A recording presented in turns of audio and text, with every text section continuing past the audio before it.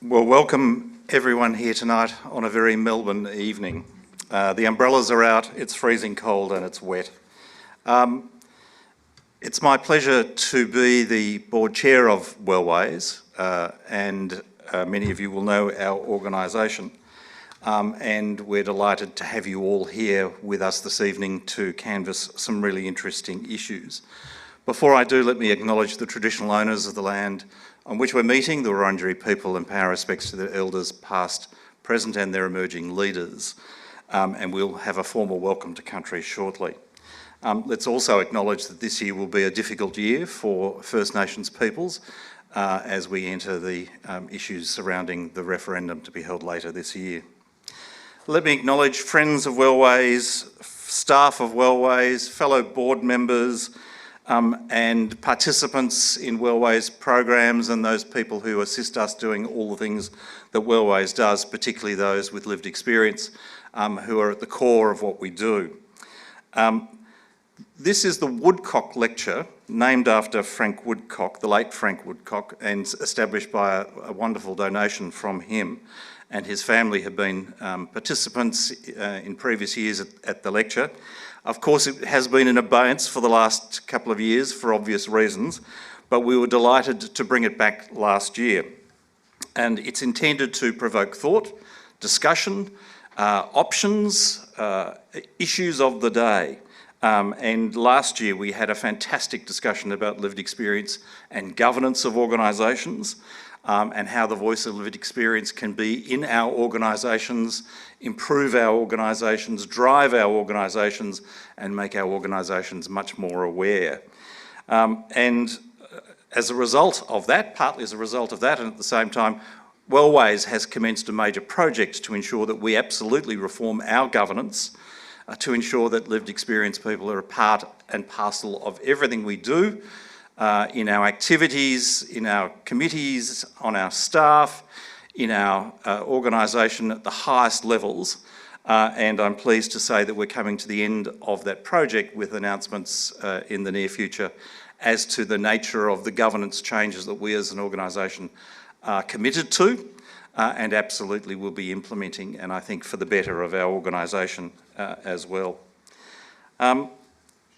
We meet again in the context of the Royal Commission recommendations, in the context of government reforms, and we can all have different views about how successful or otherwise they are or they need to be. But at least we are seeing change and we are seeing investment, and more funding was made available in the state budget this week. So it's an exciting time, I think, for our sector.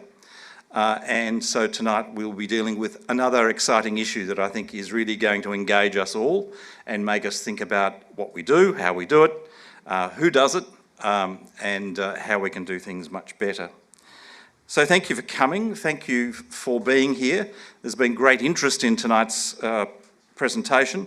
We have about 170 people in the room, fully booked, and over 300 people online who will be viewing from the comfort of warmer environment than we had to get to tonight. Thank you for our team for organising this evening. There's a cast of people who make this happen, from our interpreters to our comms teams and a raft of other people looking after us and making sure that tonight runs successfully. The theme for this evening is being human, and exploring human distress. Again, a really interesting issue to spend a lot of time on, to explore, to talk about our shortcomings, our options for doing better, learnings that we can have from the issues that we're going to be considering, changing our minds, exploring a better future and a better way forward. So I'm excited. Last year's was such an exciting and energising lecture, and the thoughts that came afterward, the discussions that came after it were really great, and we're hoping that tonight again with such an interesting subject that we will have the same effect, that this will provoke further discussion and that the effects of this lecture in 2023 go well beyond the walls of this room and well beyond the lounge rooms and kitchens where people are watching, but into the community, into government, into policy makers and decision makers. So Hopefully you will enjoy it all, and welcome. Let me also call upon now Stacey Piper, representing the Wurundjeri people, to formally acknowledge us to country. Welcome, Stacey, indeed, and we look forward to hearing from you.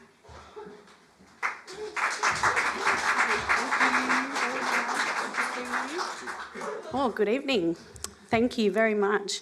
Baladun Yang Wangat, Nadanik Stacey, Wurundjeri Willamik, Wurundjeri Balakut, Bajajawarang, Banurailam Warang, Mundanai Murup Galada Bidarang, Mundanai Luik Bullock Nugalik, Mundanai Willambik, Mundanai, any elders in the room this evening? Mundanai, any Aboriginal and or Torres Strait Islander people, and not only just in the room, but online as well. I acknowledge you. And it is nice and warm in here, I must say, even though they're at home in their comfort. Mundanai, the 6 layers of country, the Thurangog Big, the Wurrawurra Big, the Murrinwood Big, Bunya Big, Big Dewey, Bar Biggood, Bar Mundanai, Bubwoops, Bar Burais, Bar Mundanai, Kiddup, Nungodjan. So I just sort of thought I'd get that out. It's really important that I do my welcome to countries in language, because it's a language that I'm sure many of you are well aware of is in its reawakening. It had been sleeping for about 3 generations. So my great-great-grandmother was the last fluent speaker, and my grandmother, who was born on Corranderk Mission, knew some bits of language, so I grew up knowing those words, but to actually speak it in sentences is just, I'm very proud to do that and represent them. And in terms of the context that you're all gathering, in terms of our mental health, it's so important for our mental health as mob to be able to embrace our language and communicate through that.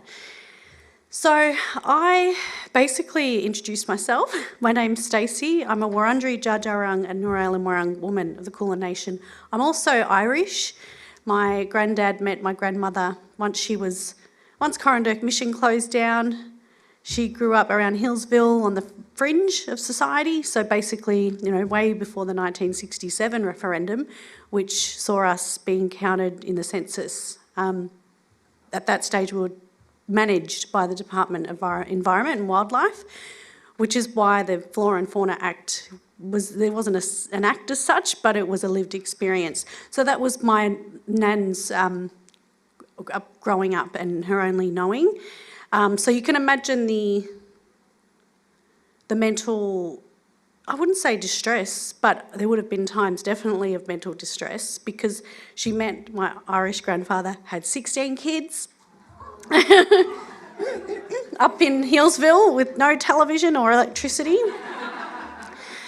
And there's lots of beautiful stories that have come out of that, because you can imagine over 20 years of her life she was either pregnant or breastfeeding or raising, but the older ones would help the younger ones. They were still checked in on by the welfare. Those black cars still came up the driveway and they still weighed them, checked the cupboards. So they lived with that fear and that acute distress of being taken. They weren't. So I can say that we're lucky, and given we're moving into tomorrow, which is the National Sorry Day, I always acknowledge those that were taken. My mum and her siblings, they definitely had the, I suppose the, the outcomes later in life that would display that, because as a child I never quite understood certain ways they would be. And when I got older, I said to my mum, where did you guys sleep with that many kids? And what about winter? It was up in Hillsville, it was freezing cold. And so they'd all have to fight over the good spot, like the bed or the good spot in the room, girls on one side, boys on the other with Granddad. And they'd fight over the brick. They'd warm their bricks up in the fire and rub them up in calico, and that's how they keep warm. So I think, well, that explains a lot as to why they're, it's just that it's like when people talk about, you having to eat quickly. My mum used to eat really quickly, and it's like, just slow down, but it was just that lived experience. So I think me sharing this, because even as myself growing through that and growing through a time when my mum and her generation were breaking down the barriers of shame and those blocks for us, I get to stand here and sit in safe spaces and talk about my story, talk about my mum's story, and understand them a bit more through my journey as well. So I think in general in life we all have to follow this path of, you know, just recognising it and responding appropriately no matter where we are. And given tomorrow, you know, I'll be thinking of those that suffered through stolen generations and those that are still finding their way back home. I'll also be thinking of all of us during the following week, which is Reconciliation Week, and how each of us carry those questions and hows and what do we do. But I think we just keep following the good change that's happening and just the qualities of being human, and that's just kindness and respect, understanding and holding space and listening. So for us, especially me growing up, it was always listening. I'm really using my voice now, but for many, many years, it just listening to my elders. So I will quickly translate. So my welcome, I'll circle back to what I said in language. So I've acknowledged the Liwik, which is my ancestors, those whose shoulders I stand on. I acknowledged the Birirang, which is the Yarra River. I acknowledge the layers of country. These layers we acknowledge as the Thadangog, which is the country above the clouds, the stars, because all our values and our complex values and our totems are all connected to the star constellations. Then I acknowledged the Wurrulubik, the sky country, the Mernmutbik, which is the wind country, the air we breathe, the Bunyabik, which is the water country, Big Dewey, which is the on country where we conduct our business, and the Big Ut, the below country. And we've got below country, we've got underwater canals here where eels are still travelling their songlines, so there's a lot happening under there. So I finally obviously acknowledge Wellways. Thank you so much for inviting me, excuse me, engaging Wurundjeri Council. Sorry, my daughter's been sick. She's been off school, but I'm not sick. But she's, you know, we've been to the doctor, no COVID, it's fine. But it's hard when you're public speaking. But yeah, thank you. I really appreciate having the platform. And I think you can tell I used to get very, very, very nervous. But now when I've got a microphone, I just give what I can so that when people are listening, they can take something home with them and hopefully learn something different or new. Most Wurundjeri, all Wurundjeri people you hear from are my aunties, uncles or my cousins. So we've all got different ways of telling our collective story, and I'm just grateful for those who invite us and listen. So on behalf of my ancestors and my elders and my community, Womenjika, Wurundjeri Balak Yemenkundi Bik, welcome to Wurundjeri country, and thank you for being those kind, humane people in the world that are out to make a change. Nungodjan. Thank you.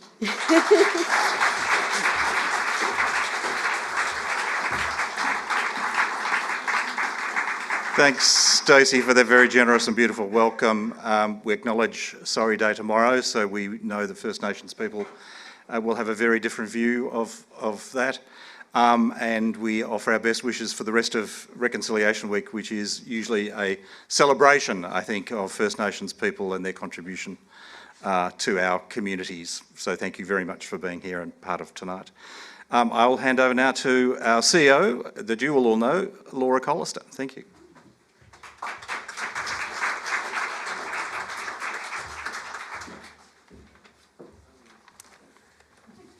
Thank you, and can I thank Stacey as well for her warm welcome to country and your generosity in sharing something of your story. I personally would like to acknowledge the traditional custodians of the land on which this lecture is taking place, the Wurundjeri Woiwurrung people of the Kulin Nation. Sovereignty has never been ceded, it always has and always will be Aboriginal land. I pay my respects to their elders past, present, as well as elders from other communities in the room or joining us online. It is vital we reconcile our past for a greater future together. As Michael said, I am Laura Collister. I'm the CEO of Wellways, and I'm thrilled to welcome so many of you here tonight, in person and online, to the 2023 Woodcock Lecture. This year's topic is one that likely will have touched many lives at some point. Mental distress is, in fact, perhaps one of the most relatable human experiences we can encounter. History has documented the unique and diverse experiences of distress time and time again through art, music, written word and storytelling, some of which we've heard. We know from listening to the testaments of so many people, consumers and carers, the profound impacts of acute mental distress. The way we have responded as a community and as a service system has too often worsened the impact for people and alienated people when they are most in need of connection and reassurance. The significant reform of the mental health system in Victoria and Australia more broadly presents us with an opportunity we must take to reimagine our responses to acute distress. This experience of acute distress and its impacts has inspired the life work of our guest speakers tonight, and it has brought us all together this evening. I'm looking forward to learning and listening with you all. We know we don't have all the answers, but we must be persistent in asking the right questions. It's important for me to also acknowledge the courage of those with lived experience of mental distress and those who love them, as it is because of their voices and experiences that we are having these conversations this evening. We will now move on to our keynote address for this year. I'm delighted to welcome this year's keynote speaker, Matt Ball. Matt is a mental health nurse, practitioner, and a psychotherapist by profession. He has made innumerable contributions to public health systems utilising trauma-informed and recovery-oriented approaches. Thank you, Matt, and welcome to the stage.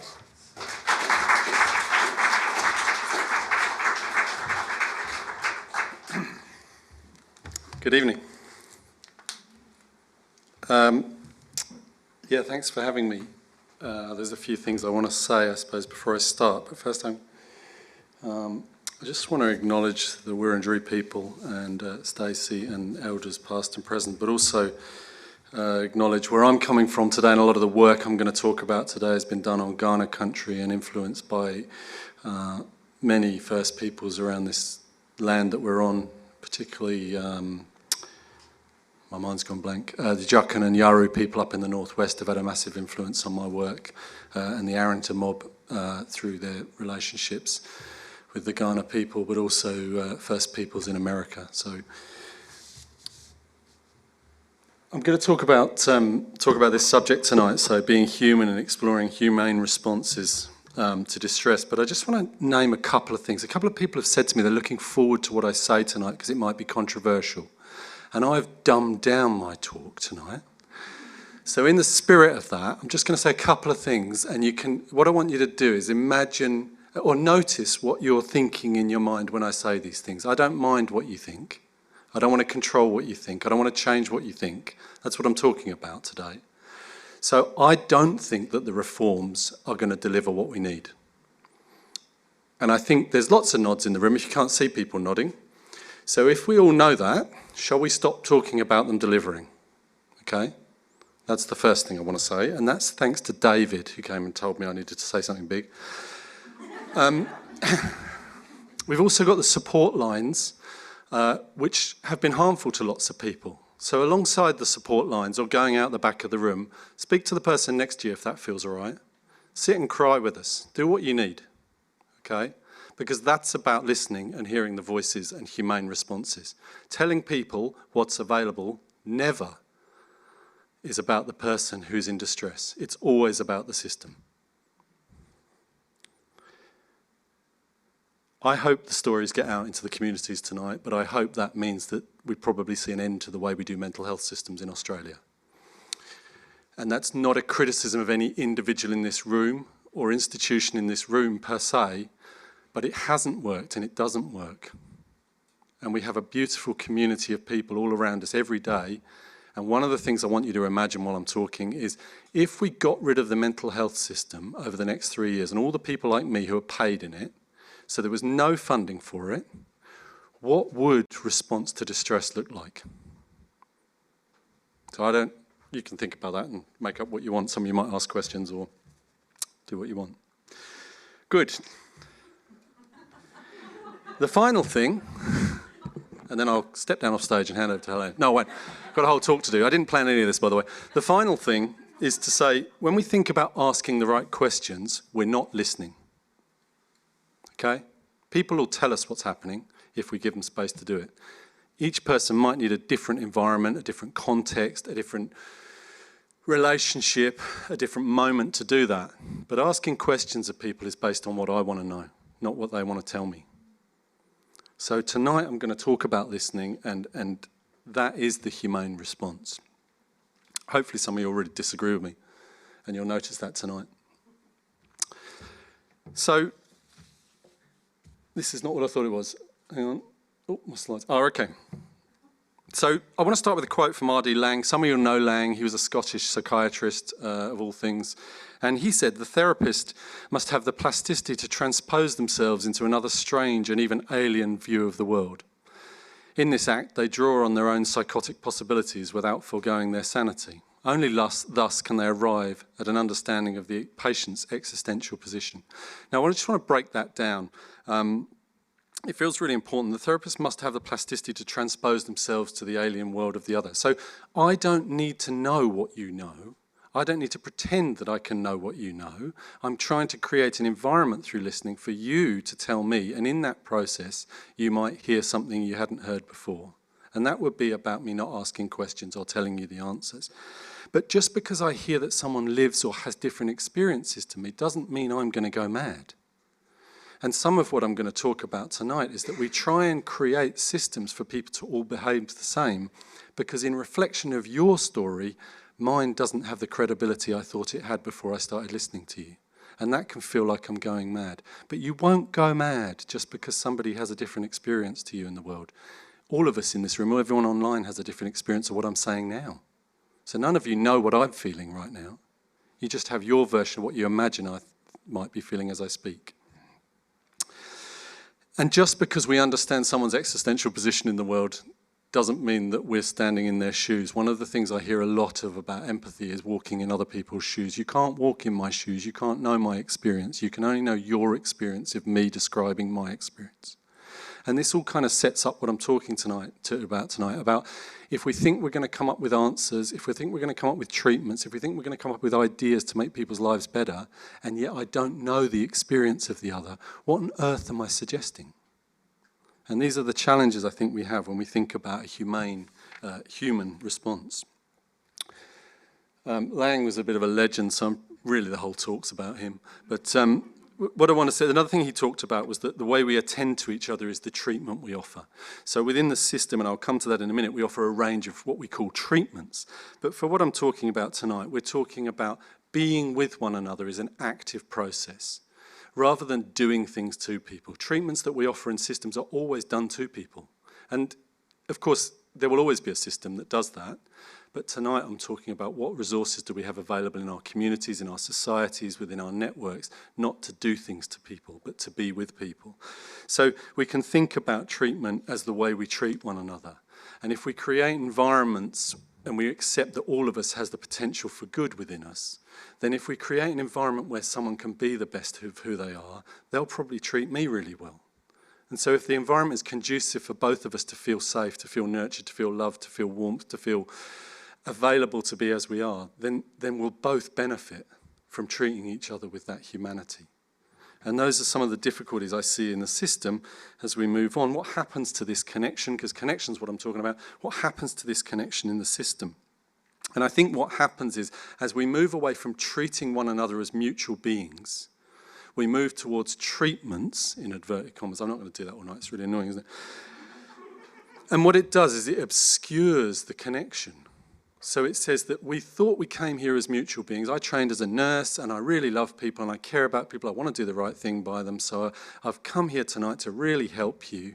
But unfortunately, I'm going to do some things to you. And what I don't realise, in doing that, I'm removing the possibility for us to be mutual. So everyone here today, I presume, could be a nurse practitioner if you wanted.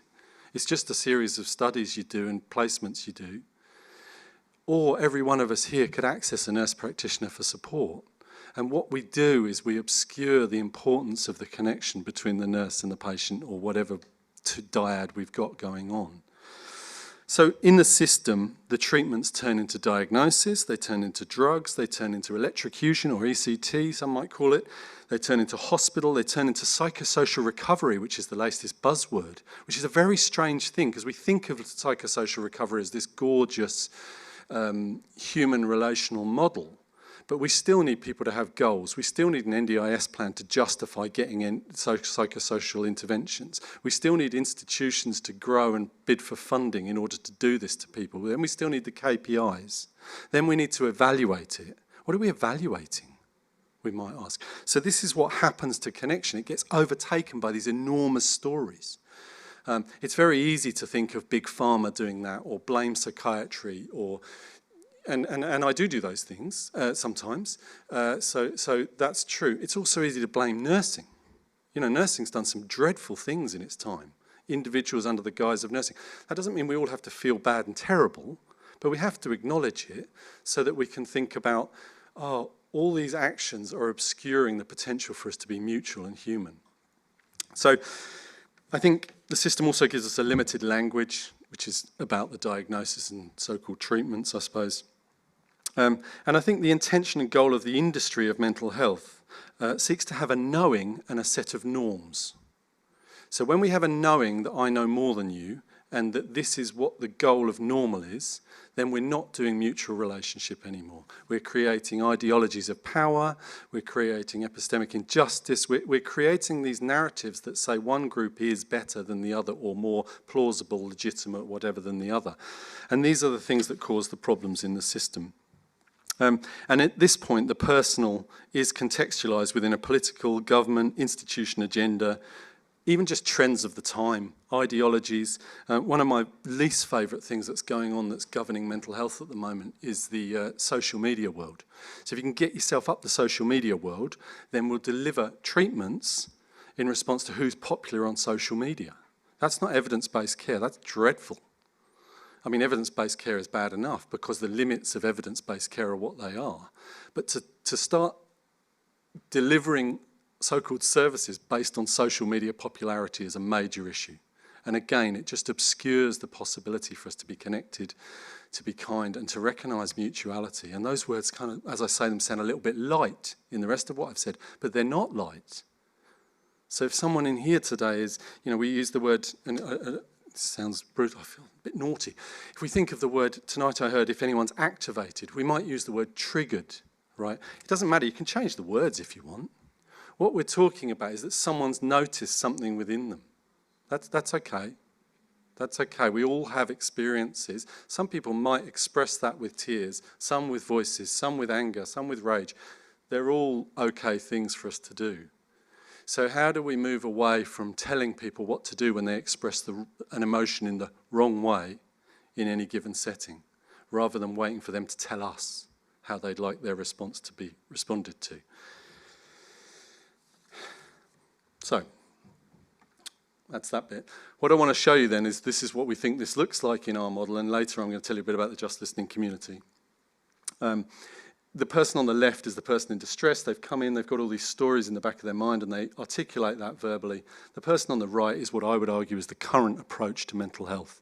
So we sit there and we have some thoughts in the back of our mind based on that person's life, not this person's life, but the listener's life.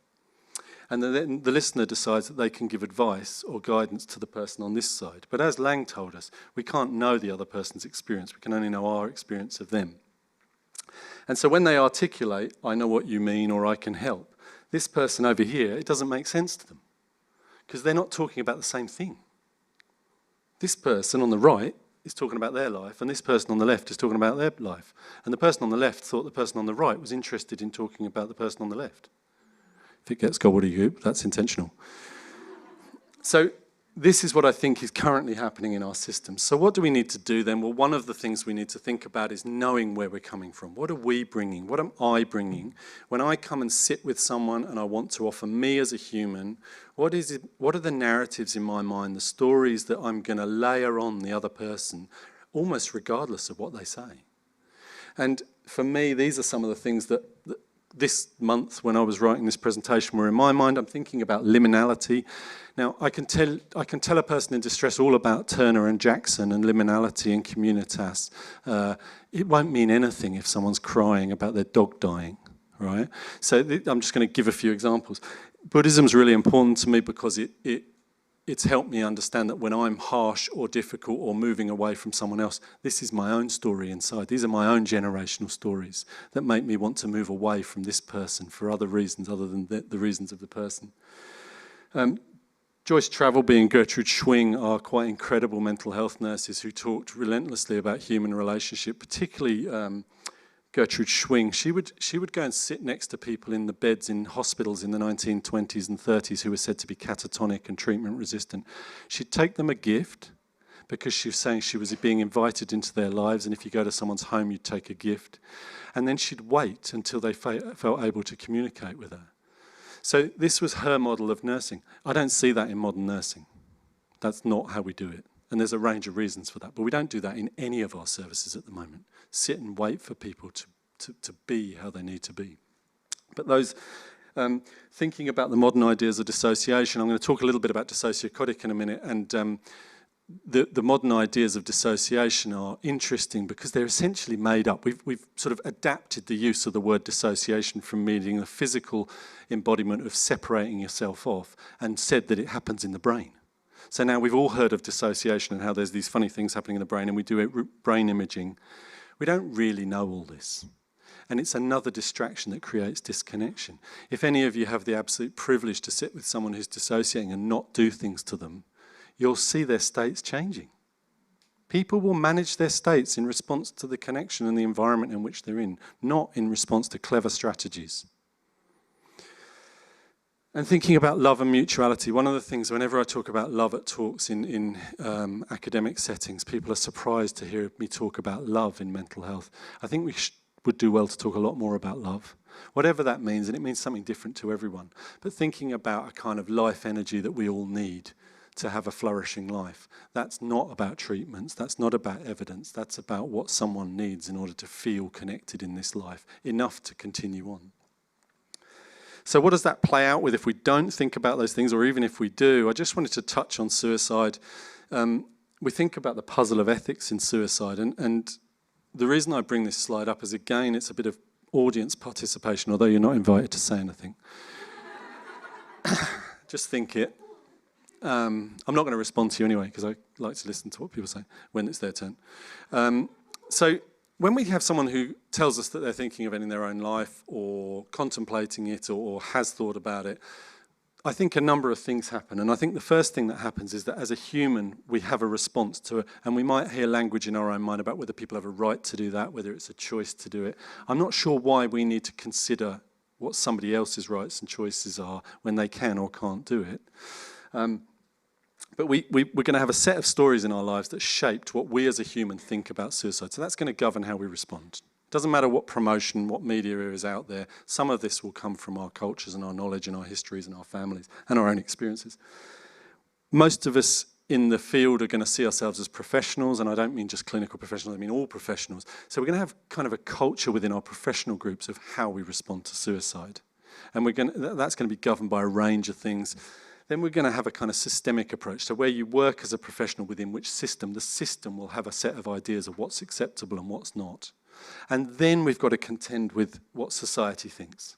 So I don't know how many of you get involved in this sort of thing, but when we look at all the media campaigns, breaking down stigma, all these things, if you go and speak to someone that has nothing to do with the mental health system ever, go and ask them what they think about the media and campaigns around suicide. They're not relating to it. You know, I mean, some might be, but the two most recent people I've spoken to about it, one was a soccer player being paid to play soccer at a sort of low league level. I said to him, what do you guys do about mental health? And he says, we've got a poster on the wall. Brilliant. That was it. He said there's no way any of us would talk to each other about suicide while he's sitting in the room talking to me about suicide. You know, so how useful have we got? I'm not sure. He didn't come to me because of that. He came to me because his dad told him he had to, right? Not because he'd seen a poster on the wall.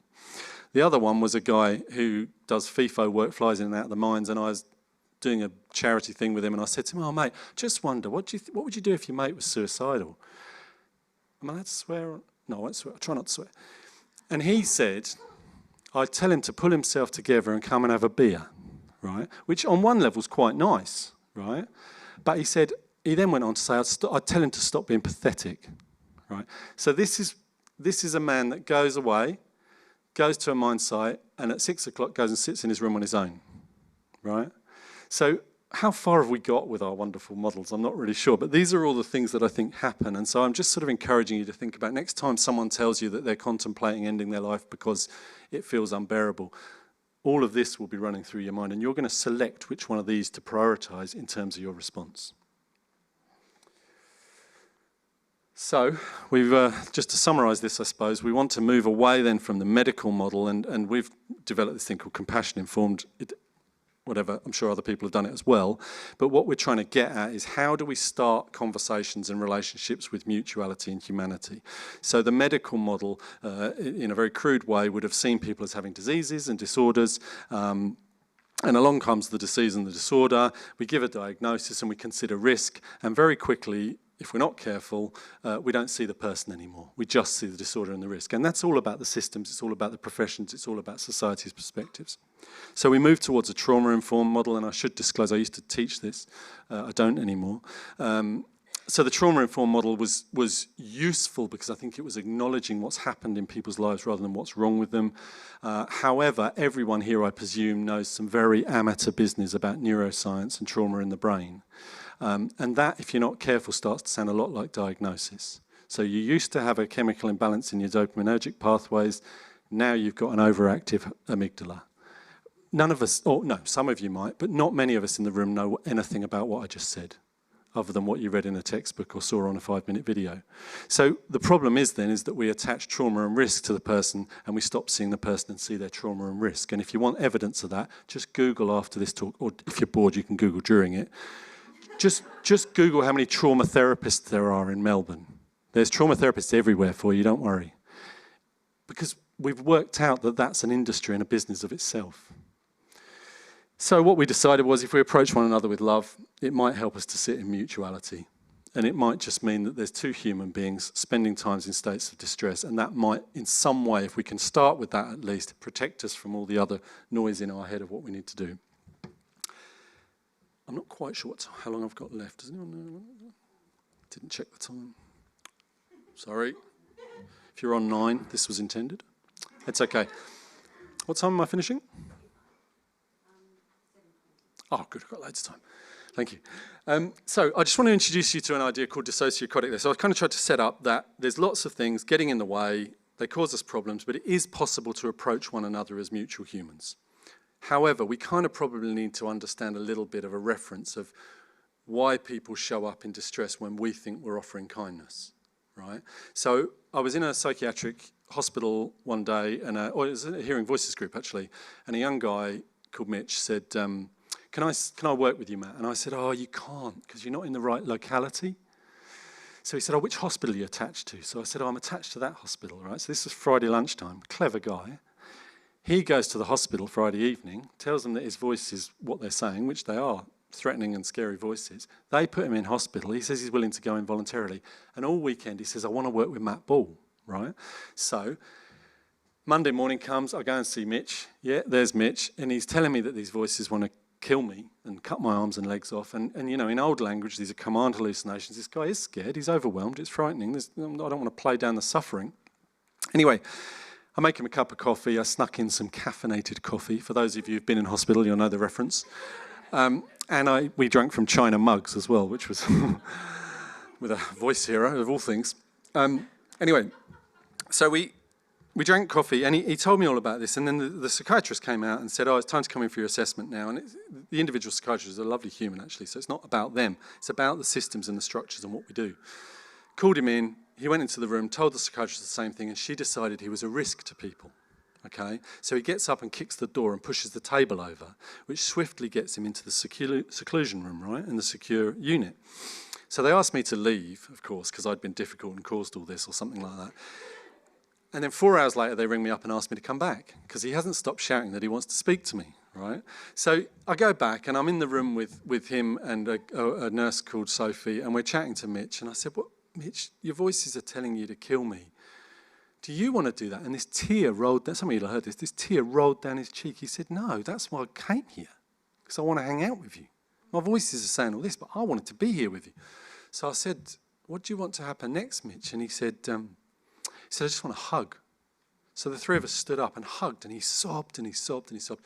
Anyway, I saw him a few months later, and some stuff happened. I saw him a few months later, and he said to me, "You know what's really weird, Matt? When we were hugging, my voices disappeared." And I was so cross that day, so angry that day, I decided to make up a word. So I made up the word dissociotic to try and explain that psychosis, I mean, there's lots of people writing about this, but we need new language sometimes to move us away from the broken old language. So I made up this word dissociotic, which essentially comes from dissociare, to separate yourself off or set yourself at variance, and psychotic, the kind of activity of something. And so what I'm trying to say is that dissociotic and the way people present themselves is just a kind of altered state of being in the moment to survive in that threatened relationship. And when that relationship's not threatening anymore, they don't need to be in that state. Now, that will come and go. It will change. It'll be different at different times. Some of you, when you came in here today, it's not just about voices and visions. Some of you, when you came in here today, will have noticed how anxious you were walking through the door, and then 5 minutes later, you'll have forgotten to be anxious. And if you look around, it's because you're talking to someone that's safe, or you're in an environment where no one can see you, or whatever the context has been. So what happened to that anxiety? Was it a disorder? Was it some sort of fundamental problem of your brain? Or was it just a messenger and a voice from within that this environment doesn't feel okay? So the other part of dissociotic was that one day, I really do believe, and I'm going to make a joke now, potential for me to be sectioned for this. One day, I think we won't only see that psychosis, voices, visions have meaning. We'll actually be grateful to voice hearers, people who have altered states of consciousness, even people that have strongly expressed emotions, because we'll see them as what some cultures would have called shaman. We'll see them as telling us about the problems that exist in this community today. So there'll be more than one of you that doesn't like someone in this room, and you'll be anxious about bumping into them. So maybe there's something shamanic, there's a message coming through in that. It's not that you can't cope with social environments and networks. You're not disordered, you're not broken. So how do we respond to it in an acknowledgement that, this person is telling us a very uncomfortable reality about what's existing within this community tonight? Rather than saying, there's a bit of a problem there, and if you just do something else, then we can all carry on as if those problems don't exist. It's challenging what I'm saying, if you can understand it, because it moves us away from the whole context of needing to classify behaviours as disorders, and instead invites us to see wisdom in the person that's expressing that disorder, albeit unconsciously, for many. So, what does it look like? The person on the left is in distress. They're displaying psychosis, as you can see in the middle. What I would say is they're talking about their trauma, the meaning they've developed, and then they're dissociating. And they're placing that between themselves and the person listening. Now, what we do is we seek to get rid of all this in the middle and pretend it's not there, and it gets worse. So it got worse with Mitch. What this model is talking about is that the person on the right needs to change their behaviour, not the person on the left. So the person in distress, why are we asking them when we can see they're in distress? Why would we ask them to stop doing that? They're not doing it for fun. It's not made up. So the person on the right, the listener, needs to be the one that changes their behaviour. Just a quick overview of dissociotic, just because I like these slides. Once upon a time, we thought of dissociation as a shutdown event, and give me some license on this. The brain was much more primitive. It wasn't as nuanced as it is. That's as much neuroscience as you're getting. There was animals. We used to fight the animals to survive. We ran away from them, flee, or we froze. Then we lay flat in the hope that the animal would stop chasing its prey once it lay flat, and it would run past and we'd survive. Very quick tour, by the way, of this. We moved on, our brains adapted, or that's the story we tell ourselves in the modern trauma models. The brain adapted, we're more nuanced in our threats, and now the threat is from a person, not an animal. So we might still go into fight and flight, and like my little graphics. Or we might freeze, or we might lie flat. Now, this is the skillful bit, right? People who are psychotic, if we walk out in the street now and someone's shouting at their voices, some of you, most of you, will move away from them. So it sets them at variance from other people. Excuse me. Stacey's giving me COVID. Just kidding, she hasn't.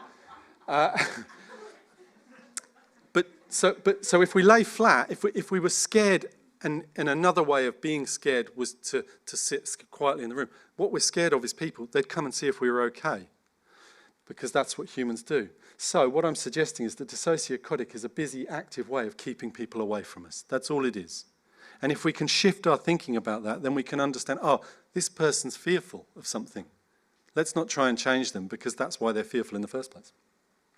So going back to this, that's what it looks like in here. This person's scared. We see the psychosis. We don't hear the trauma, the meaning they've made, and the need for them to escape that environment. So we try and change the psychosis. We give them antipsychotics. We put them in hospital. We do all these things.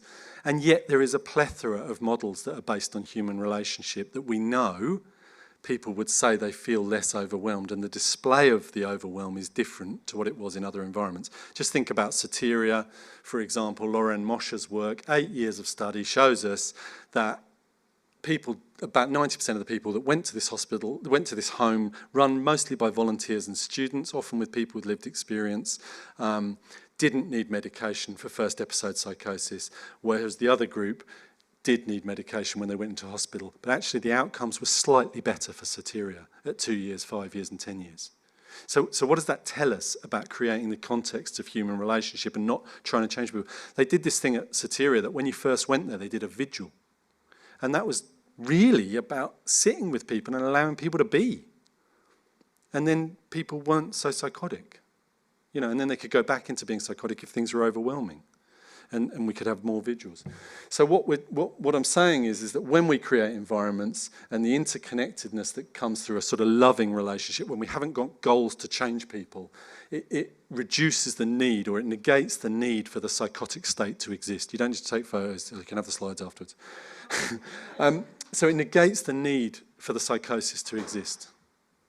Now I want to ask if everyone understands that, but you might not. I can't really explain it again. Anyway. So I'm going to move on from that. So what I want to do, because I haven't got too much time, what I want to do then is tell you, okay, so I've tried to tell you that the way people show up, particularly in psychosis, but in any state, the way they show up is legitimate. It's the responsibility of the listener, the witness, the person alongside them to adapt their behaviour, not the responsibility of the person in distress. That's an old model that doesn't work. And the way to do that is about being mutually human. It's about looking after your own stories so that you don't lay them on other people and continue the distress going on. And that sort of justifies for me my thoughts about the reforms in this country not working, because they're grounded in the old stories. So if we were going to reform mental health services, we'd say, okay, diagnosis was made up with good intention, but it hasn't served us. We'd say that social media and, anti-stigma campaigns were well-intentioned but hasn't served us. Okay, we'd say the treatments, the drugs we've got haven't worked and haven't served us. The numbers of disorder labels go up, the number of drugs chucked around goes up, but we don't see new breakthroughs in those environments. We just see a continuation of the same.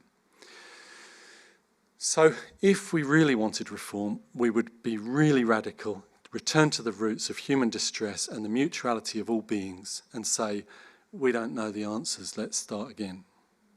So we did that, and we set up Just Listening. Just Listening was inspired by Lauren Mosher's book, Just Listening. And that was not about simply the fact of, oh, I'm just listening to someone. It was about offering justice to any single person's story in the context of listening. So we don't need to change the story. We don't need to make it better. We don't need to make it worse. We don't need to adapt it in any way, because we would see and believe that a person would hear their story differently if it was uninterrupted and untainted by the narratives of another. And this takes me back to the two people. If I dump my story on someone, their story's changed. So very basically, I come in to talk about the death of my dog, and you tell me about the vets in the area. I haven't finished talking about my dog yet. You know, I'm talking about the emotions of my dog dying. I'm not talking about vets that can, I don't know what they can do, but they're there, that's good. So that story belongs to someone else. And really what they're encouraging is that I move on from my distress about my dog. That'll never work. And I think everyone in this room would agree that, and online, everyone knows that doesn't work. And yet we all maintain this ideology that we can kind of fix things and solve things and move things on. And what that does, it does an injustice to the legitimacy of any single person's story, because it overrides it, it discards it, it makes it secondary to the wisdom and the knowledge of the helper. But that's a mythology.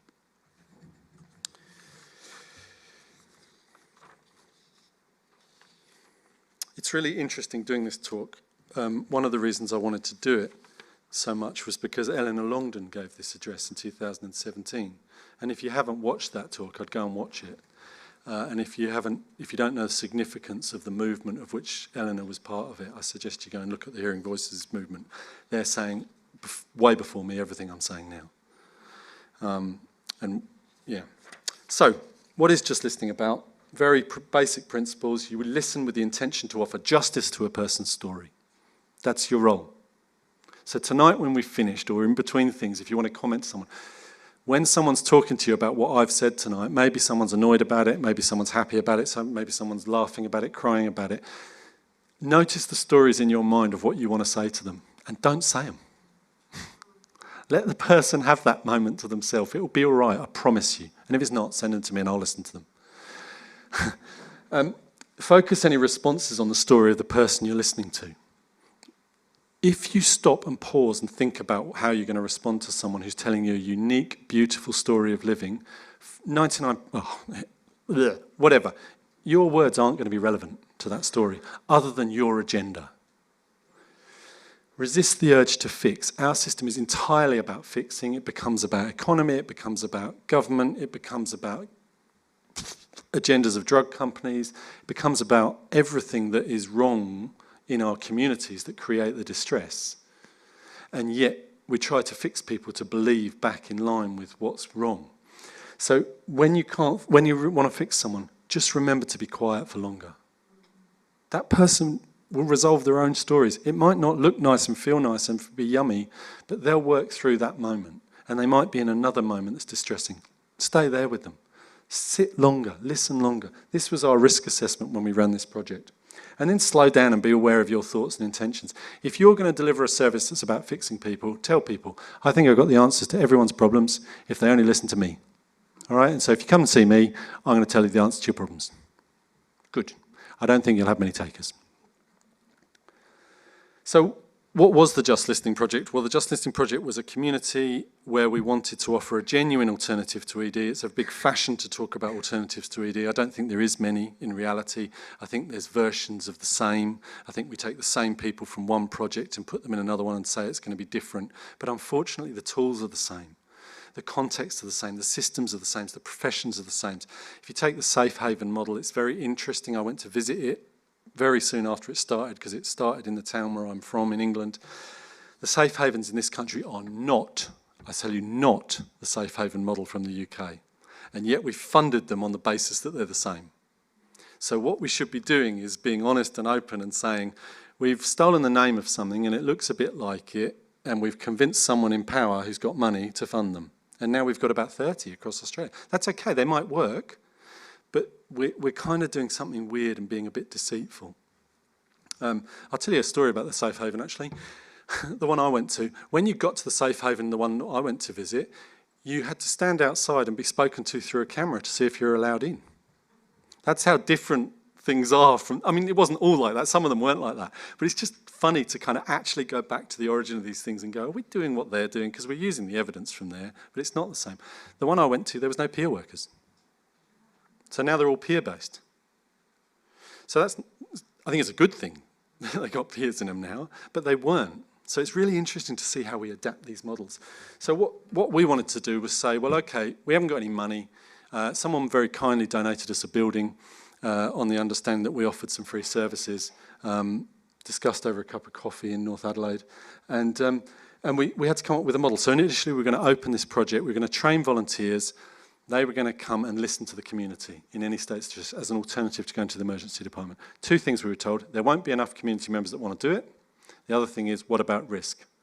And then a lawyer said to me, unless you've got a model, you're going to be in all sorts of trouble. So we went away, made up Dissociotic and got it published, made up suicide narratives, got it published, started putting the language of human to human in the domain, and compassion informed, and then we used the model of power threat meaning because it's got this very rich evidence base to it. So we were able to kind of come up with a model that could justify us saying we can teach the community to use this approach to be present and listen with justice to people coming in distress. We had waiting lists on every training course, and I'll come to the data at the end that I suppose is of interest to systems about whether we about what the risk issue was. So, but I want to talk to you about what we've learned. We go back to these drawings, and what this is different because this is about listening. So on this side, we've got the person who's got stories in their mind. Is this safe? How do I do this? I don't know what's going on for me. I'm feeling overwhelmed. I'm nervous. They're narrating this narrative. What's happening here that's different to the last one is the listener is listening and not speaking.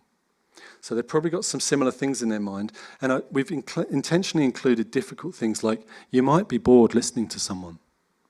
It's not fashionable to say that because that's not the politically correct, nice, fluffy system. But if we're honest with each other, sometimes it's boring listening to people, okay? It's okay to notice that. We're not asking you to write that off. That's legitimate. What's that telling you? Just the way we might see psychotic people as the shaman of our Western culture bringing stories. What's it telling me about my story and whether I really want to be here listening or not? It's okay. I can listen. I can listen. Offer the same thing to me that I offer to the other. And so as you listen rather than speak, what you're going to start to do is realise that the tools of your mind that you wanted to dump on the other, you don't have. All you really have is your heart and your spirit. So this picture's just depicting that when this person speaks, their words are met with the mirror of love, the mirror of the person, their being. And so they get reflected back, not the words and nonsense of the person on the right, but just the heart and love of the person on the right. You know, if I tell you that I was abused as a child, I imagine it, if you can sit and hear that, and it feels like you've heard me, I imagine that feels different to having to have that in my own head. So it comes out of my mouth, it's in the ether, I don't know how it's going to respond to, oh wow, this person's given space for that. Wow, that's beautiful. Okay. They didn't dispute it, they didn't try and fix it, they didn't do stupid things to me. They just offered me the love of a human that can understand something dreadful's happened in my life. And what does that do? Well, it sends it back that this person can hear their own story differently. Oh, okay, I understand. That's a bit of a relief. That makes sense. I feel heard. Not because this person's told them, but because they've heard it differently outside their head to inside their head. If you go back to Dissociotic, people who are hearing voices, when they feel heard and held, their voices change. Voices do change. They might come back again. They might change again. Who knows? But they do change. And so what we're aiming for then is this sense of connection that's created by a person simply holding their being, managing their own stories, not trying to impact on the other, but saying, I'll just be here as long as you need, and you can hear your story in that reflection. I think part of the difficulty is that this can feel quite disempowering for those of us that have trained in various models to be quite wise and wonderful. But another secret for everyone in here, I'm a nurse practitioner and a psychotherapist. I've got 2 university degrees. I'm a prescriber. I run my own clinic. And I don't know the answer to anyone's problems. You know, and it's kind of odd, but it's true. How would any of us know any of that? Anyway, what did we do with just listening? This was our 6-month evaluation. We felt we had to write an evaluation report because that's what you do, right? When you set up a project, the system demands an evaluation. It was completely irrelevant, and I don't think anyone's really, probably half a dozen people read it. Oh, you read it? Thanks.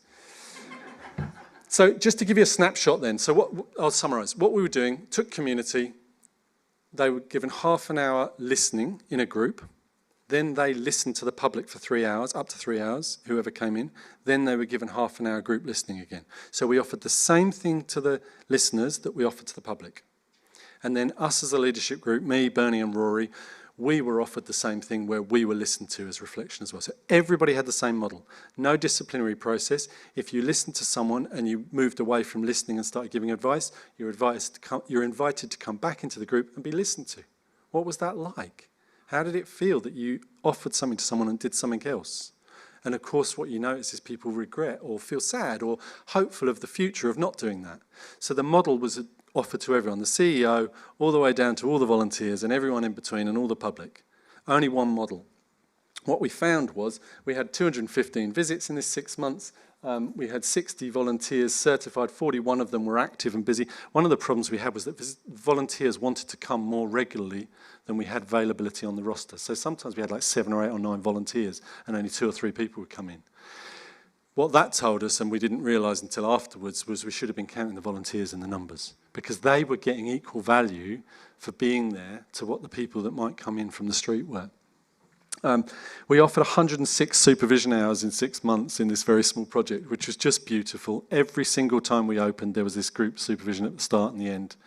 But the bits that really interested me, no one was deemed too high risk for the community to deliver an ED alternative. So if you think about all the systems, if any of you work in or access systems here, why is it that the community were able to meet the needs of these people when our systems decide that these people are too big to have in our systems? They're really important questions. We also didn't transfer anyone's care. We didn't call 999 000. We didn't call mental health triage. We didn't move anyone on. We had a non-referral process. So what we said was, rather than referring you to another agency, just come back as often as you want. All right? So there was no... I remember the first time I went to the minister about this, and forgive me if this is offensive, but it's true. It is offensive. The minister's senior advisor said to me, but what are you going to do about those borderlines that just keep coming back? That was what she said to me. That's what's said. You can be shocked if you want, but it'll have been said today. It's okay. And I said to her, do you know what? Those borderlines are going to be bloody brilliant because once they've been heard enough, rather than being removed, they're going to want to volunteer because they're going to know how beautiful it is to do it. And guess what happened? The people that used our service the most wanted to get on the training. Okay, so if we want to think about a humane approach, we want to think about a human-to-human approach, what we need to do is return the compassion and the love to the community, remove ourselves as professionals, institutions, organisations, structures that have other agendas, and give power back to the communities to listen to one another. And so I'll just show you this last picture. This is our mental health ED alternative.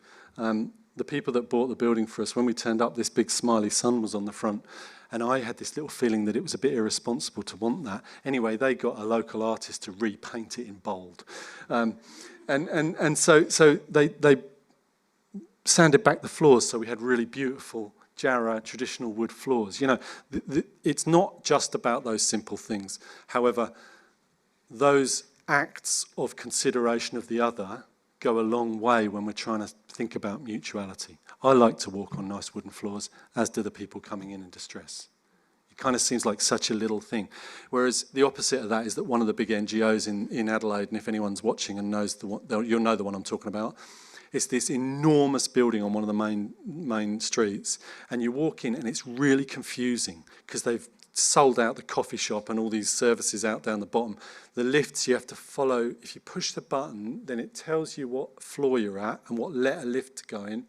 So you come into this building anxious, and before you know it, you've left the building because you wouldn't have a bloody clue where you're going.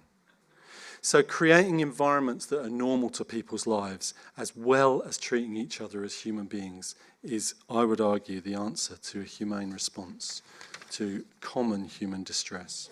And there's not one of us that doesn't suffer it, and there's not one of us that can't offer that compassionate response. That's all I've got to say. Thank you.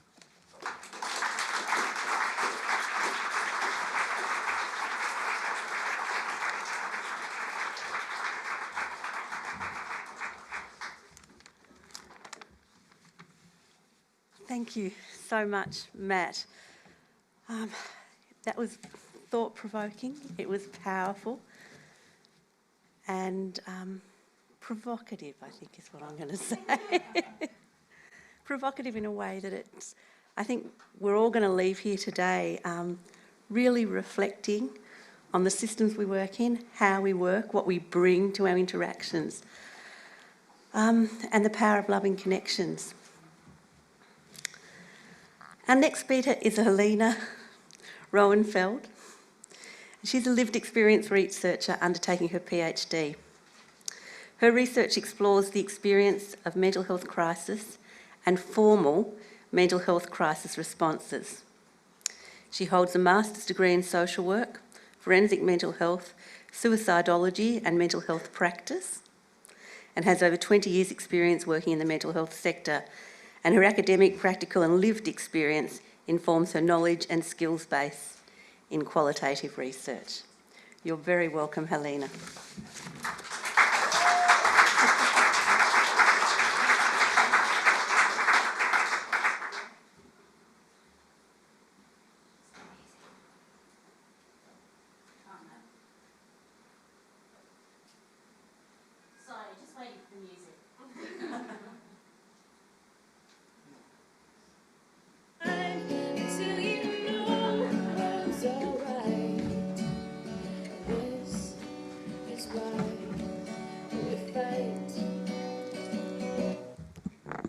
Matt, that was amazing. And I just put that music on as a bit of a palate cleanser so that we could prepare for my presentation. So I'd also like to acknowledge the traditional custodians of the lands on which we're all meeting and pay my very sincere respects to elders past, present and emerging, and extend that respect to all First Nations people who are joining us today.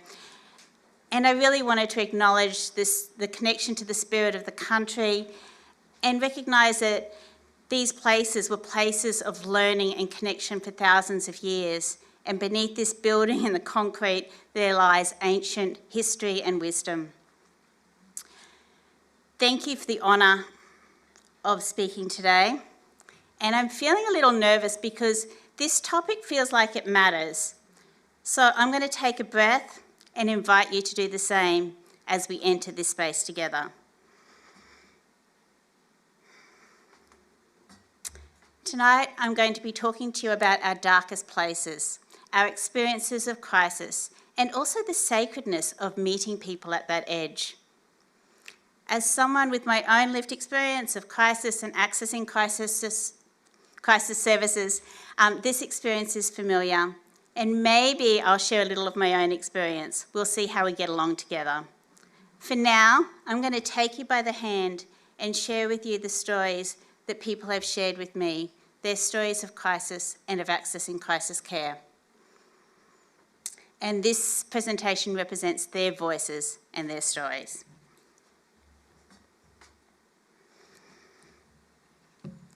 Crisis affects us individually, but it also affects us as a society. And crisis services are themselves in crisis. We've had increasing mental health presentations to ED, and the overcrowding, the long wait times and the inadequate treatment has gained media attention. We've also seen increases to Lifeline, and costs to Lifeline have increased by 20% since 2019, and increasingly police and emergency services are being called to respond, and between 20 and 50% of all mental health presentations people arrive by police. So there's calls for system overhaul, there's calls for solutions. There's calls for solutions to the increasing mental health presentations to ED, to free up the ED for people with physical health crises. There's calls for alternatives for people who are in emotional distress. And there's also cries to reduce our high rates of suicide. Now, people who know me can attest that I'm really impatient. I hate waiting for elevators, and 2 minutes on a microwave takes forever. And I also really love solutions. So I set out to look at alternatives for mental health crisis, alternatives to ED. I also was part of a wonderful project that looked at peer workers in emergency departments. But something kept niggling at me. We haven't actually asked people what that experience of crisis is like, what it feels like, and what people need when they access crisis services. And If we're going to have targeted policy that meets the needs of people, then we really have to know what that crisis experience is like, how it's lived and how it's experienced. And services, sadly, have a track record of making assumptions about people's experiences of emotional and mental distress, and also making presumptions about what we need. So instead, I set out to slow down and to listen, and to deeply listen to people. I spoke to 31 people, and here's their stories.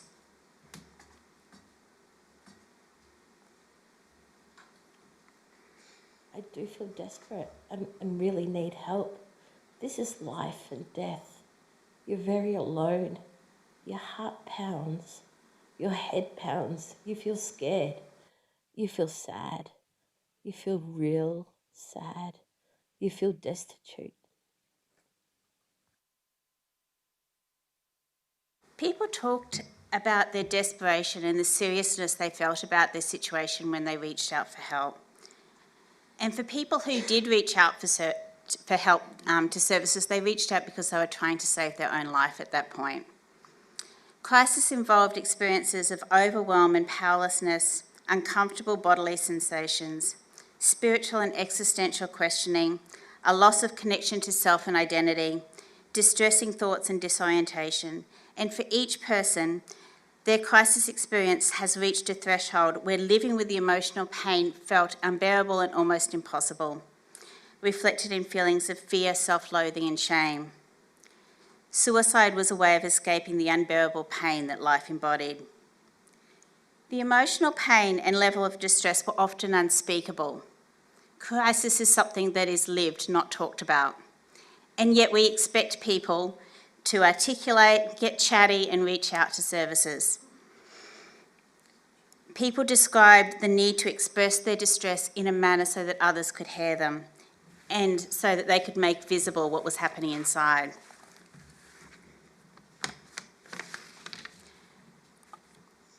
On reflection and given time, people used vivid emotional words and rich metaphors to describe their experience of crisis. They described the horror, the intolerability of being in your skin, the dread, the hollowness, a sensation of being on fire. At the time, though, when people were accessing services, they shook, they cried, they self-injured, and they used whatever words that they could manage, as one person described. And I said to the triage nurse, I said, look, I'm not physically unwell, but I'm mentally in a really big pile of pelican poo and I don't know what to do. How do we respond to people at their darkest times and in their deepest despair?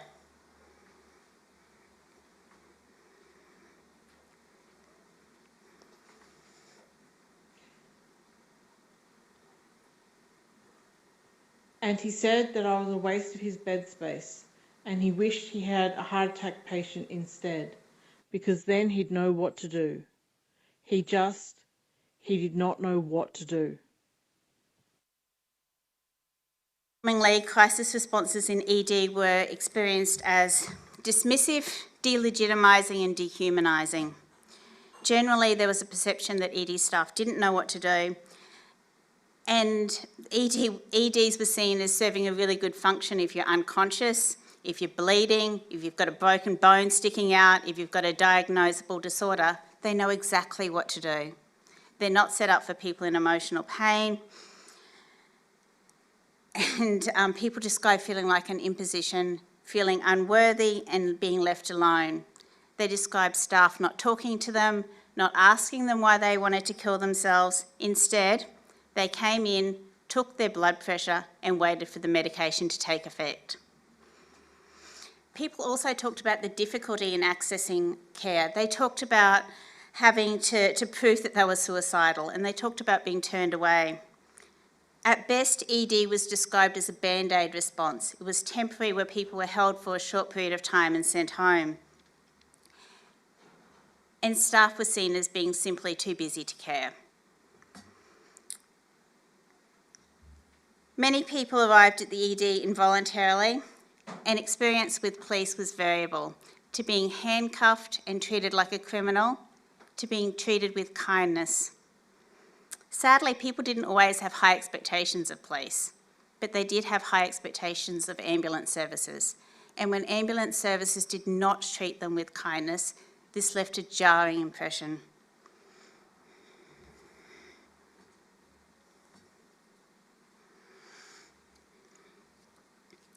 Phone lines were often seen as robotic and offered standardised tick box responses.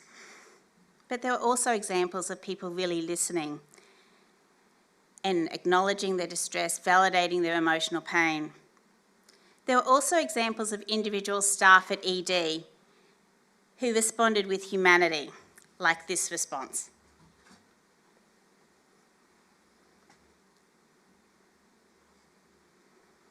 So the nun herself walked out of the ED, and the first thing she goes, "Your dog's beautiful." Gave her a pat and says, "Look, come in. I've checked your dog, you're fine. Tell the security guard that it's an assistance dog and that you just don't have your papers on you. I'll deal with the rest." So I went into the emergency department with my dog. Instead of just saying no, or we can't help you, or the rules are the rules, she built that rapport with me. Hey, look, she's beautiful. And my dog was the only thing I was living for at that moment, and that you've just reassured me that it's worth living for. That rapport was really powerful.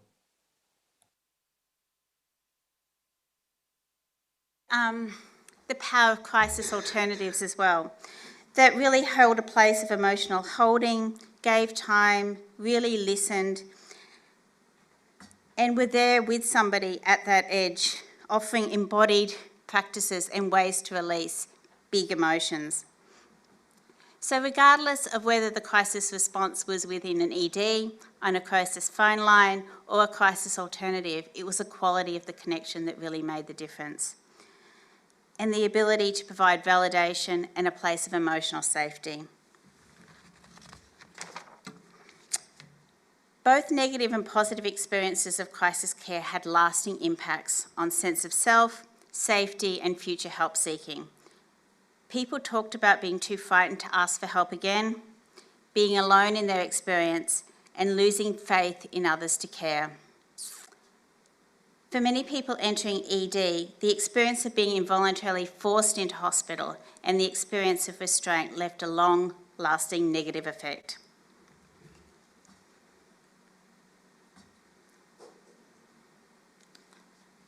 Okay, so a little about me. The world is your oyster at 15. At 15, you're not meant to die. I wrote this after my first suicide attempt, and it was the first of many. I entered into a cycle of trying to get help and trying to be heard, and was in this loop of trying to access care. And what I found from all of our collective experience is that it's hard to get help when you're in crisis.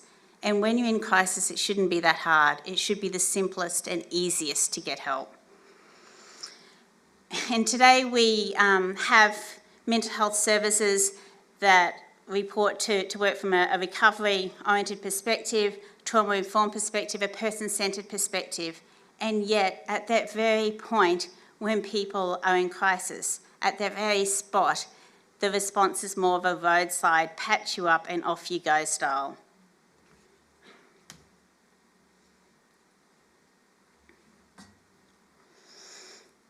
Crisis represents spaces of threshold. They are liminal, ambiguous and uncertain. However, crisis is also a time and place of possibility. And people talked about crisis being disruptive enough to make them stop and reassess their values. They talked about crisis being a transcendent experience in their lives. And the process resulted in emotional healing, a radical shift in values and a profound pursuit for meaning. Yet crisis theories are built on this idea of homeostasis, that we exist generally in a state of crisis exists in a state of imbalance, and the goal is to just return to that homeostasis. But for the people that I talked to, going back to where they were or staying the same was neither desired nor possible.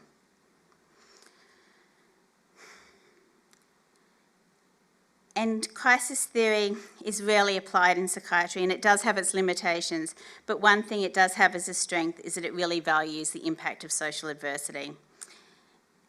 Yet it still maintains an individual focus, and we need to shift to a more systemic approach to avert the growing medicalisation of crisis. Our experiences of crisis were not based on pathology. They were based on our human experience of living with trauma, marginalisation, extreme stress and oppression. They are based on our experience of grief, of loneliness, of existential crisis as we confront our inner turmoil and scramble to make sense of our lives and our place in the world in the face of abuse, betrayal, loss of identity, loss of faith, loss of career. Through crisis we can grow. We don't have to simply maintain equilibrium. How services respond can facilitate growth, and they can provide an opportunity for people to explore their subjective experience in the context of their lives. Or services can shoehorn people into diagnostic labels, rob them of their own meaning-making, and individualise their distress. In psychology, we talk about post-traumatic growth that springs from adversity. For the people that I spoke to, they talked about being proud and strong in the face of adversity. As one person said, "I still have stigma attached to it. I'm still embarrassed that it's part of my psyche, that it's still part of me, but I'm proud. I'm proud of the fact that it can dance in front of me and stick its tongue out and clap its hands, but I don't let it take over." They also talked about the passion to change a system that responded to them in a way that hurt.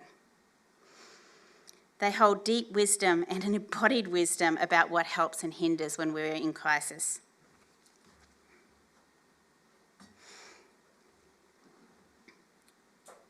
So we might understand our experience of crisis as trauma, the stuff that makes living hard, being homeless, being unemployed, experiences of grief. We might describe it as mental illness.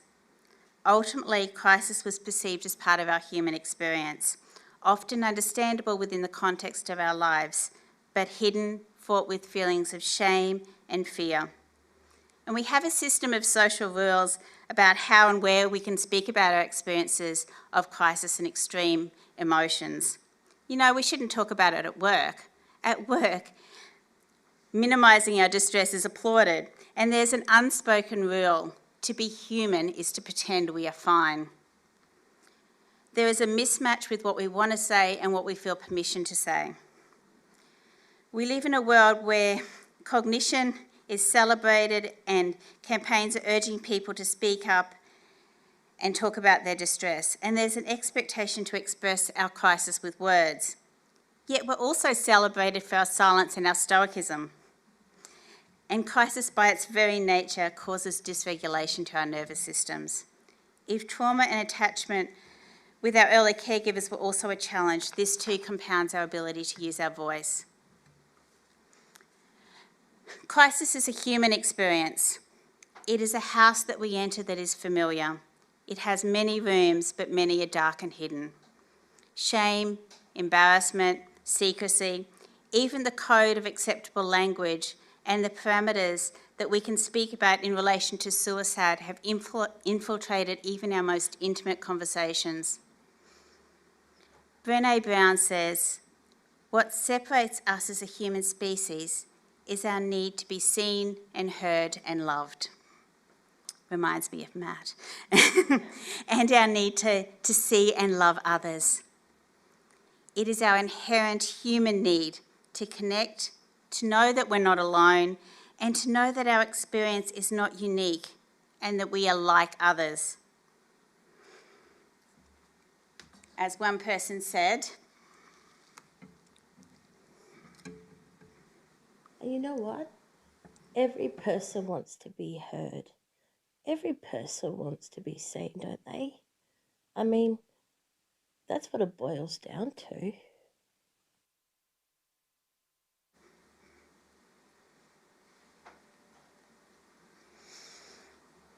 should we do better for people in crisis? Absolutely. My question is, why aren't we? How do we trust ourselves and each other to support people and compassionately hold our distress? How do we create structures of crisis care in our communities, such as the Just Listening community that Matt has so powerfully described, that actually works for human beings to be able to reach out and help each other? As one person expressed, we need a sanctuary environment that is safe and free from traumatisation. You can't have a safe or healing service that does harm to people. And again, like, you don't have to be radical to think that some of the practices in mental health are harmful. We have to try to do better. And we have to imagine a place where harm doesn't exist. Because if not, then the only thing we can imagine is a health service that is traumatising for people.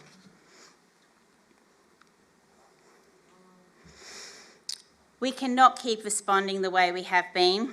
As one person I spoke to wisely said, and if we keep doing the same stuff as we have always been doing, nothing's going to change.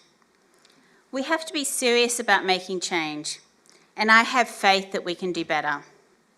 That together we can meet each other in the fields of sorrow and pain and slay the dragons together.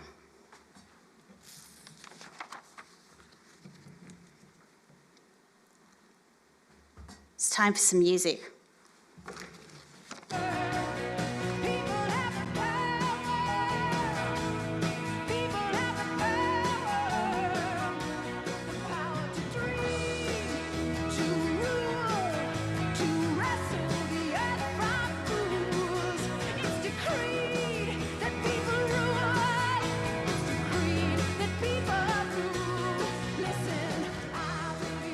Wow. Thank you so much, Helena. It's beautiful. Thanks for sharing your experiences and your research. I now have got the pleasure of inviting Matt back on the stage and introducing Professor Richard Newton and Claire Conlon also to stage. We have a panel discussion on the themes that Matt and Helena have been talking about and that we're exploring tonight. Let me say a bit about Claire. Claire has been appointed to a consumer lived experience role at Wellways as the National Policy, Research and Advocacy Manager, and she'll be facilitating this evening's discussion. Thanks, Claire. I'd also like to warmly welcome Professor Richard Newton, who is a psychiatrist and a member of the Wellways board, and we are very fortunate to have him with us. His impressive credentials, which are too long to list, are on our linked website page. Thank you so much for joining us, and I'm going to hand over to you, Claire. Thank you so much. Hello, yes, we're on. Thank you so much to Matt and Helena for such thought-provoking and very evocative offerings. And from an advocacy point of view, from a continuous quality point of view, we want to keep challenging current practice. We have to. We don't need more of the same, absolutely. So we have chosen a few questions that when people registered, and I'm going to pose those questions to you all.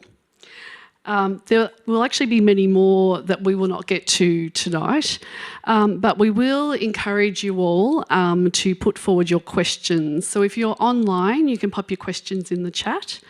And if you're present here on your little postcards, you can actually text through your questions because all of these questions will be gathered for a follow-up Q&A that will be recorded and made available to all.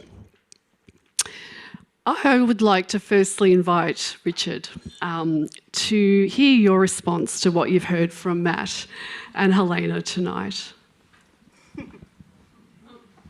Is this on? Yep. Where to start, really? I listened to you both, and you know, part of my life has been spent running crisis services, teaching people psychotherapy, doing psychotherapy, you know, participating in it, and I'm left with this profound sense of failure, really, the system that I'm a part of, and that actually I've been a leader of, in part at least, is done so, continues to do harm, continues to let people down. But the hopeful thing is, okay, well, what do we do about it? And what can we learn? What do we learn? And of course, Matt, heads up, the work that you're doing in just listening is completely evidence-based, as I'm sure you actually know. You know, connection, that warm, emotional connection that somebody forms in a psychotherapeutic, in a helping relationship, in a listening relationship, that contact accounts for 80% of the effect size of improvement when you look at, you know, psychotherapy, shared element research, which leaves, what, 20% for what you do and how you do it and why you do it. It's almost all connection. And I do love an evaluation, and I did like your evaluation, Matt, I'm afraid, so I'm going to go and read it.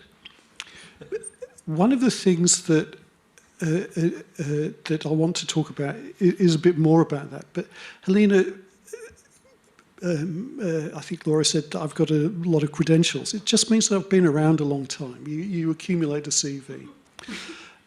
When I first started psychiatry in the 1980s, I was taught about crisis psychiatry, crisis psychiatry. We had a course about it which contained all of the elements that you've just been talking about, really, and about how to help people in that moment of crisis to develop resilience, strength to feel good and better as a result of that crisis, and what can be done in that space. Mainly listening. And so one of the things, here we are 40 years later, 40 years later, and all of that's gone. And so if we're going to do things differently, and I do have hope and optimism that we're going to do things differently, I think one of the things that people who've been around a long time like me can offer is that recognition that unless we put systems in place, and I'm a bit of a governance nerd, you know, I like proper systems, but we have those systems have got to recognise how quickly we regress back to a pretty awful state of affairs. And why is that? And I think one of the things that I did want to bring to this was the other human in that human encounter, which is the clinician, or the peer worker, that other person for whom, you know, you've got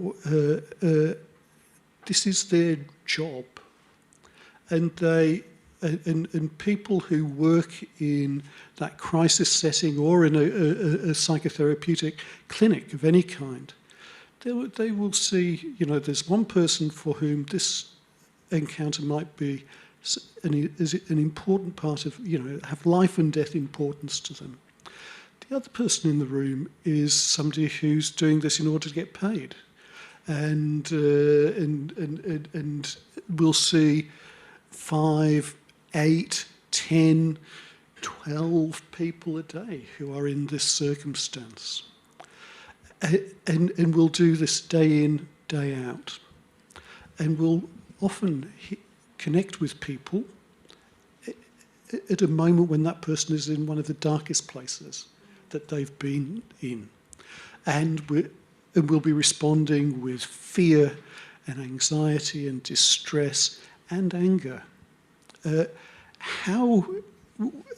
I don't think I've heard anybody, actually before tonight, Matt, articulate what you might do in order to support systematically people so that they can stay in that space and be human and be connected over and over again.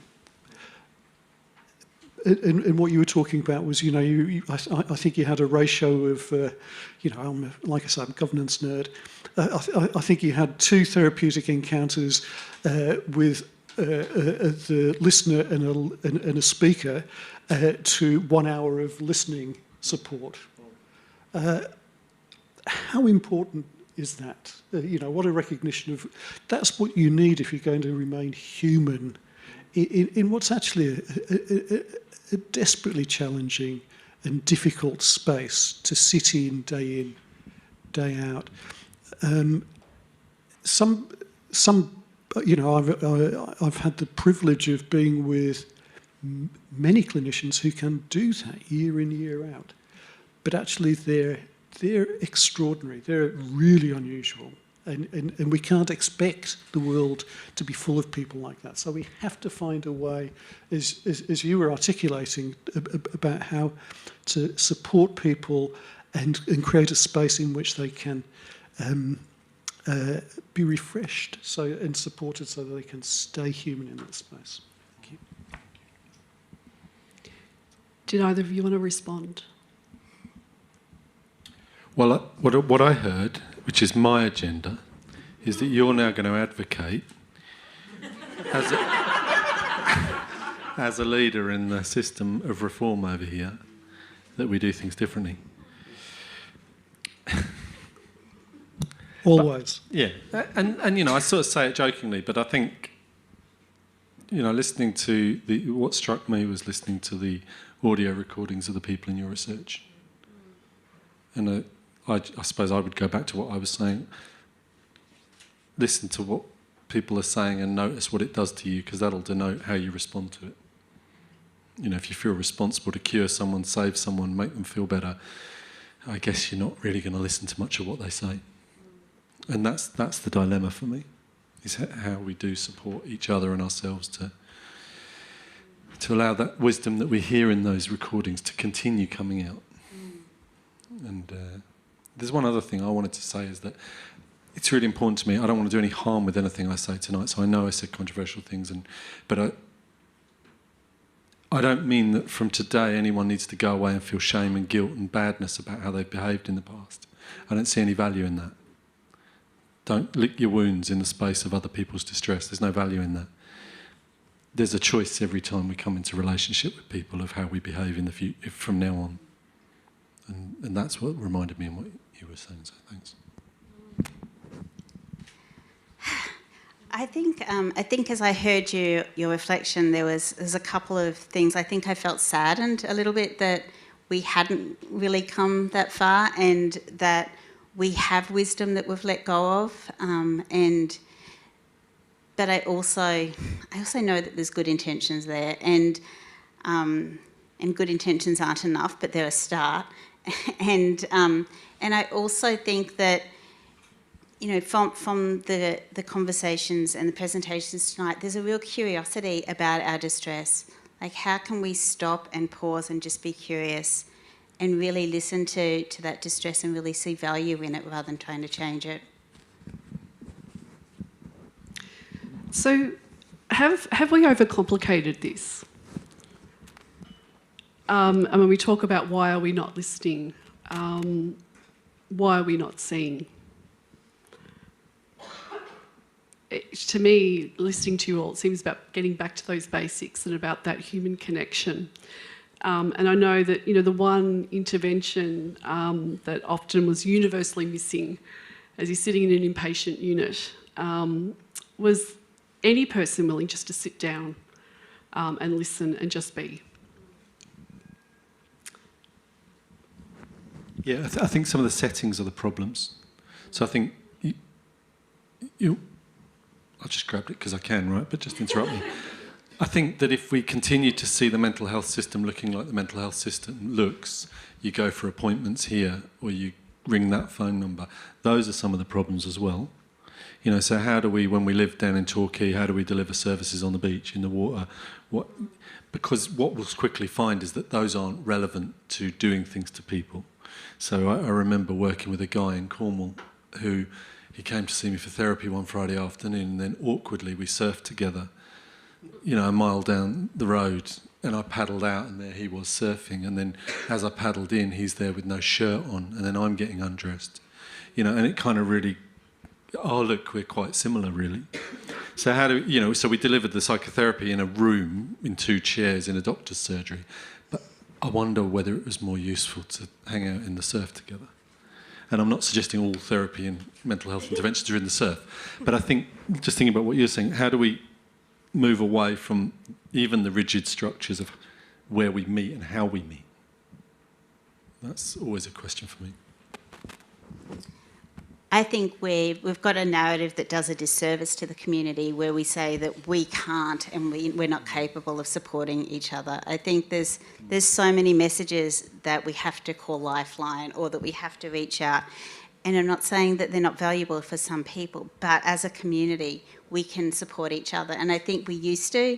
I think there's a lot of messages around, that we need to medicalise our experiences, or we need to get medical support, or we need professional, we need expert support, rather than just being able to, like you say, Claire, get back down to basics and just hear each other, just meet each other, just feel like we can, talk to somebody who's in distress on the street without having to walk on the other side of the road. I completely agree, Helena. We've got a mental health aware community. We do not have a mental health active community. The trick is, if somebody's distressed, does somebody go and speak to them and listen and sit with them and be with them? And the answer is no. They call the cops or they send them to ED. Neither of which is a particularly helpful response. And I'm a doctor. A medical model of this doesn't cut it, because this is not a disease. This is human experience. It is human experience, but I think we've got into this idea that we can divide people into those people who have a diagnosis of a mental illness and their responses are due to, their disorder or their biology, and we can put everyone else into another category, and their responses are due to life events. And I think while we've still got that distinction between people, then we're going to keep responding the same way. And that's something I'm having to unlearn at the moment, actually. That's, that's my life. Diagnosis, treatment, it's what I do. And unashamedly, and I've tried to do it well, but actually, I'm now increasingly, aware of the need to try and unlearn that paradigm and find a new one. It helps that our diagnostic system now is broken, because it's not useful for anybody anymore, I don't think. So it's a bit easier to walk away from it. Yeah, and so, hearing you as a psychiatrist, but as a human, right, saying that, how are we continuing to do it then? And I don't need anyone to tell me the answer. But if it's broken, it doesn't work, and we're talking about it, and there's people watching, and there's people listening, why tomorrow will someone be diagnosed with schizophrenia? Why is there organisations celebrating Schizophrenia Awareness Week this week? What do we celebrate? What are we championing? I was diagnosed with schizophrenia by someone. What an absurd thing to do to me. 25 years later, it still has repercussions in my life. And so I agree with you. We can do it better and we can learn. But it's why aren't we going to stop doing it then today?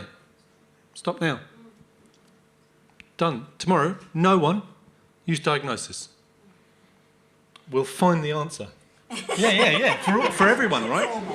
Yeah, but not just for medical people.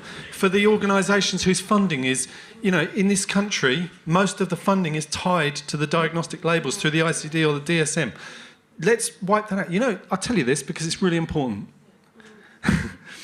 In South Australia, we still have the ICD-10 on our systems, and therefore people can be still diagnosed with fetishistic transvestitism. That is an insult, right? How does that exist tomorrow on a computer system? Because if it's on the system, someone will get it. And then all our money's tied to all this, and it just drives me mad. Not psychotic, schizophrenic, mad. So I'm not aiming that at you. I'm aiming that at all of us. What are we going to do tomorrow? But the answer to why do we keep doing it is because that's what we keep doing. We keep doing what we keep doing and know what we know. And so trying to unlearn that and develop a new paradigm and a new way of being with this stuff, it's actually really hard work. And there's a lot of vested interests that won't find it particularly welcome. Yeah. And not just on my side of the fence, by the way. Yeah. I agree. I mean, everyone's invested in it. But so then how willing are we all to do harm every day? Yeah. That's the questions we need to ask. And I think, how willing are we to do that? And it's kind of depressing, but I think it can be emancipating as well. I think that it's hard and there's not going to be an easy answer. And I also want to acknowledge that for some people, diagnosis is meaningful for them and helpful and gives them a way of understanding their experience. But I think that we need to sit down and to hear each other and to hear each other differently. And also to talk about have an open conversation and be willing to talk about the damage that the system has done. I think that's part of the conversation as well. Like, we need to hear the unheard and unresolved trauma that people are carrying around at the hands of the system, and then be prepared to have a conversation differently. Yeah, and how do we do that without shaming those that have contributed to that? Because that doesn't help either. Because we're all human. Yeah. We're all human, and we're all trying, I think, accepting that we don't know, which I think is something that you've said, and also, like, how can we make sense of this together? How can we even change our approaches to these conversations? How can we sit down and be prepared to show up, to hear differently, to be tenacious and really sit down with each other and to have these conversations differently? I do think one of the fundamental things is this structural discrimination around distress, mental wellness, mental ill health. Until we get a spend of the health dollar that is commensurate with the cost and the prevalence of a need, then we're always going to be struggling, because we're always going to have 5 segments of the orange, and we need 10. And I absolutely think that that kind of structural stuff is a fundamental problem for us. Until we have university courses that spend 20% of their time on psychological issues, on psychiatric issues, rather than, I think I had 4 weeks in my medical training. It's possibly gone down to 2 in some places now. That's structural discrimination. So I wonder what we can offer as alternatives, right? And one thing, I don't think it's the answer, absolutely, but if we want to do away with diagnosis in a broad sense, we could look at implementing the power threat meaning framework, for example, just as one example. It's not the answer to everything, but it's an example that is 200 pages of rather dull evidence, I would say, but tells us about this is how power is operating in someone's life, this is the threats that it causes, this is what someone makes of it, and this is their behavioural response, right? It includes people keeping their diagnosis, which I think is important if that's what someone wants to do. So I don't think we have to throw it all out, but we could all choose to adopt another model. In terms of the money, one of the things is, what if we tomorrow stopped prescribing more than the evidence-based doses of drugs? Now, I think the evidence-based is loose at best, but if you audit how many people are on more drugs than even the evidence, we could stop that and save money tomorrow. So I don't even know that it's new money. I think if we stop spending money on things that are indefensible, hurt people. The other thing I hear around Schizophrenia Awareness Week this week, I've been watching people talk about life expectancy reducing with schizophrenia and other chronic disorders. Schizophrenia doesn't reduce, the label of schizophrenia doesn't reduce life expectancy. Social inequalities, adversity, drugs, trauma, they reduce life expectancy in people's lives. So, and on that I want to say, we talk about mental health, here's my thing. My head and my body, the rest of my body is attached. It's my health. And when we split it up, we begin to discriminate. And we say, these people's heads don't work, these people's bodies work, their bodies, we can cope with that, but we can't cope with their heads not working. So the language we use is problematic around this, I think. I think we need to get away from the idea of that some people have inherent vulnerability and that they have inherent biological vulnerability, and really put lived experience at the centre. I think there's a lot of wisdom around what lived experience knowledge can change, and I think until we don't really understand the power of lived experience to shape services and to shape systems and to shape change, and we don't see it at the centre driving that change, then I don't think we're going to have real change. And the comment that Matt spoke about the offensive statement around people with borderline personality disorder, I think until we shift those ideas, and they're still there. So I think we need to have honest conversations about that, and honest conversations around our fear of not really allowing lived experience to drive change, so that we can allow that change to happen and really have that impetus of the power of lived experience and the knowledge that lived experience has to change the system. Thank you. Yes, absolutely. Look, we've only got a few more minutes. So, and there are so many more questions that we would love to ask, but what I would like to do is just for each of you, what would you like the audience to take away, or what would be your message for people who are looking to enter the system as a mental health practitioner or professional, if you like? Just what a takeaway message from each of you.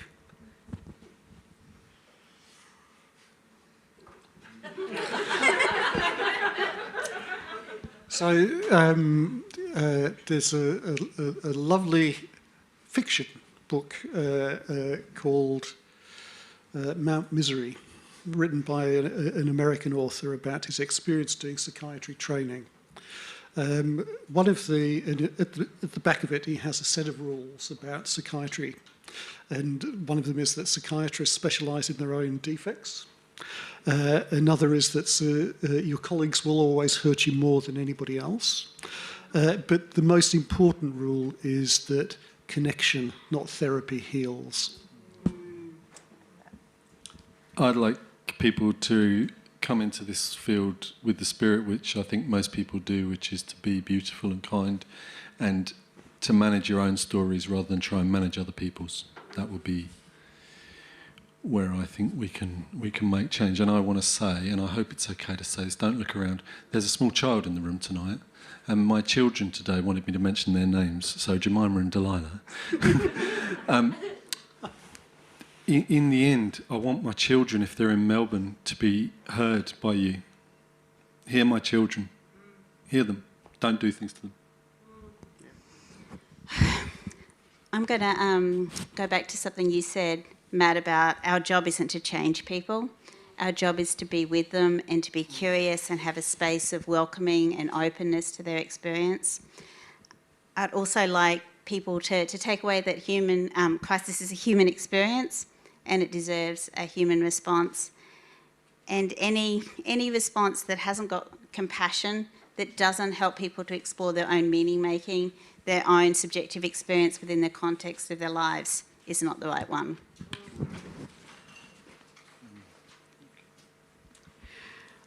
I really want to thank you, the three of you, for dedicating your life's work. You are all game changers, and you have been changing lives in that. So from the bottom of my heart, thank you very much.